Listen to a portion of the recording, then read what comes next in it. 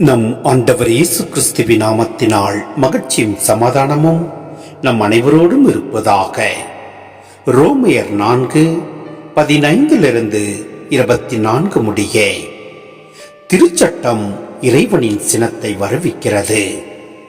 சட்டம் இல்லையெனில் அதை மீறவும் இயலாது. ஆகவே கடவுளின் அருள் செயலால் நம்பிக்கை வாக்குறுதியின் அடிப்படையாயிற்று. இவ்வாறு வாக்குறுதி ஆபிரகாமின் வழிவந்தவர்கள் எல்லாருக்கும், திருச்சட்டத்திற்கு உட்பட்டோருக்கு மட்டுமல்ல, அவரை போல கடவுள் மீது நம்பிக்கை கொண்டோருக்கும் உரியது என்பது உறுதியாயிற்று. ஆபிரகாம் நம் அனைவருக்கும் தந்தை. ஏனெனில் எண்ணற்ற மக்களினங்களுக்கு உம்மை நான் தந்தையாக்குகிறேன் என்று மறைநூலில் எழுதியுள்ளது. ஆம், இறந்தவர்களை வாழ்விப்பவரும் இல்லாததை தம் வார்த்தையால் இருக்க செய்பவருமாகிய கடவுள் மீது நம்பிக்கை கொண்டு அவர் முன்னிலையில் ஆபிரகாம் நம் தந்தையானார். உன் வழிமரபினர் எண்ணற்றவராய் இருப்பர் என்றும் அவருக்கு சொல்லப்பட்டது.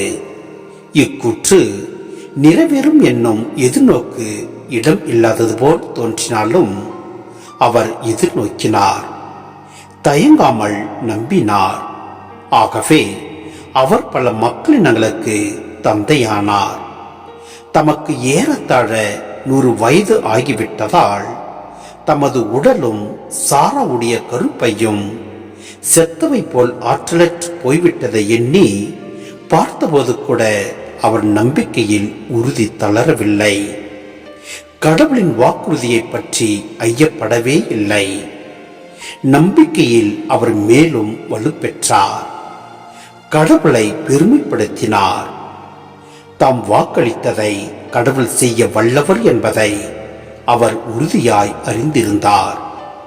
ஆகவே அதை ஆண்டவர் அவருக்கு நீதியாக கருதினார். நீதியாக கருதினார் என்று எழுதியுள்ளது அவரை மட்டும் குறிக்கவில்லை, நம்மையும் குறிக்கின்றது. இறந்த நம் ஆண்டவர் இயேசுவை உயிர்த்தெழ செய்தவர் மீது நம்பிக்கை கொண்டிருக்கும் நாமும் அவ்வாறே கடவுளுக்கு ஏற்புடையவர்கள் என கருதப்படுவோம். சிந்தனை: சட்டம் கடவுளின் திருவுளம் என்ன என்பதையும், அதை மீறுவது பாவம் என்பதையும், பாவத்தின் தண்டனை என்ன என்பனவற்றையும் சுட்டி காட்டுகிறது. வாழ்வின் பாதையாகிய சட்டம் பாவத்தின் பிடியில் கடவுளின் கோபத்தை வரவித்து அவருக்கும் மனிதருக்கும் இடையில் மதில் சுவராய் மாறியது. இதுவே சட்டத்தின் இருண்ட பகுதி. குழந்தை உருவாக்கும் ஆற்றல் தன்னிலும் சாராவிலும் செத்து போயிற்று என்றாலும் இல்லாமையிலிருந்து எல்லாவற்றையும் படைத்தவர் மீது ஆபிரகாம் நம்பிக்கை கொண்டார். இவ்வாறே கிறிஸ்தவர்களின் நம்பிக்கையும் சாவிலிருந்து தம் மகனை உயிர் பெற செய்த படைத்தவராகிய அதே கடவுளின் வல்லமையிலே மையம் கொண்டுள்ளது. கிறிஸ்துவ நம்பிக்கைக்கும் ஆபிரகாமின் நம்பிக்கைக்கும் பவுல் இங்கு ஒற்றுமையை காண்கின்றார்.